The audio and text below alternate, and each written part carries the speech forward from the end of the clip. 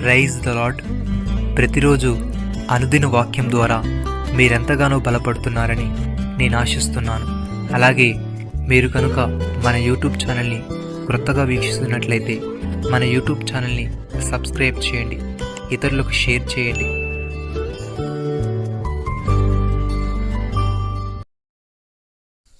నశించిన దానిని వెతికి రక్షించుటకు మనుష్య కుమారుడు వచ్చానని చెప్పాను.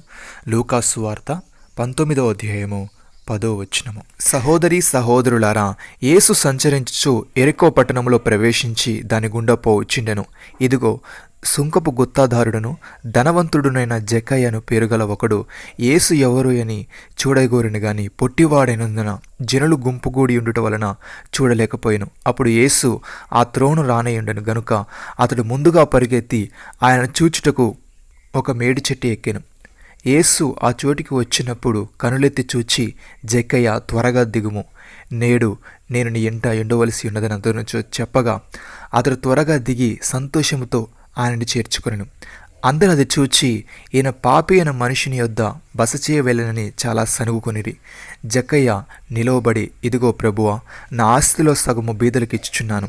నేను ఎవని యొద్దైనను అన్యాయముగా దేనినైనను తీసుకుని ఎడల అతనికి 4 మరలా చెల్లింతునని ప్రభువుతో చెప్పాను. అందుకు యేసు, ఇతడును అబ్రహాము కుమారుడే, ఎందుకనగా నేడు నీ ఇంటికి రక్షణ వచ్చి ఉన్నది.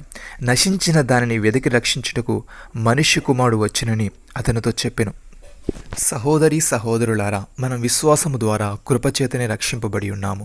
ఇది మన వలన కలిగినది కాదు, దేవుని వరమే. అది క్రియల వలన కలిగినది కాదు గనుక ఎవడునూ అతిశయపడ వీలులేదు. మరియు వాటి యందు మనం నడుచుకున్న వలనని దేవుడు ముందుగా సిద్ధపరిచిన సత్క్రియలు చేటుకై మనము క్రీస్తు యేసునందు సృష్టింపబడిన వారమై ఆయన చేసిన పని అయి ఉన్నాము.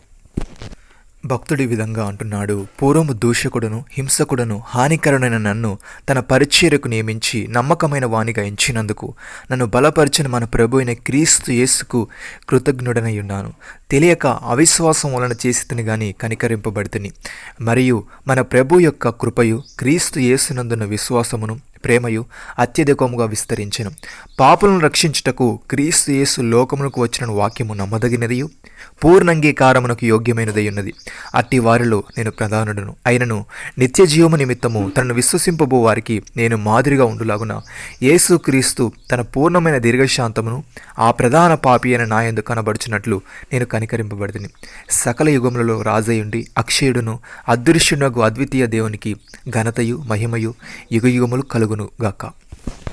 ప్రియమైన సహోదరి సహోదరులారా, యేసుక్రీస్తు నిరంతరం ఉన్నవాడు గనుక మార్పులేని యాజకత్వం కలిగిన వాడాయను.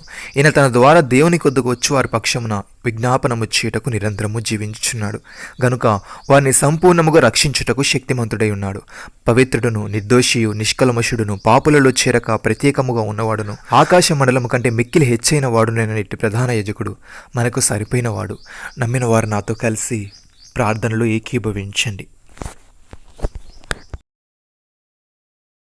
మమ్మల్ని మికిలిగా ప్రేమిస్తున్న మా ప్రియ పరలోకపు తండ్రి, మీరు మాకిచ్చిన వాగ్దానాన్ని బట్టి మీకు స్తోత్రములు. దేవా, మేము విశ్వాసము ద్వారా కృపచేతనే రక్షింపబడి ఉన్నాము గనుక ఇది మా వలన కలిగేది కాదు, నీ వరమే గనుక మేము అతిశయపడక వాటి యందు మేము నడుచుకున్న వల్లని నీవు ముందుగా సిద్ధపరిచిన సత్క్రియలు చేసే వారముగా ఉండటకు సహాయం దయచేయమని, పాపులను రక్షించుటకు నీవు లోకమునకు వచ్చిన వాక్యము నమ్మదగినదియు పూర్ణ అంగీకారమునకు యోగ్యమైనది ఉన్నది గనుక రక్షణ పొందే వారంగా మేము ఉండటకు కృపచూపమని, మీరు మాకు ఇచ్చిన గొప్ప రక్షణ భాగ్యమును బట్టి మీకు వందనాలు చెల్లిస్తూ ప్రభు అయిన యేసు క్రీస్తు నామంలో ప్రార్థిస్తున్నాము తండ్రి.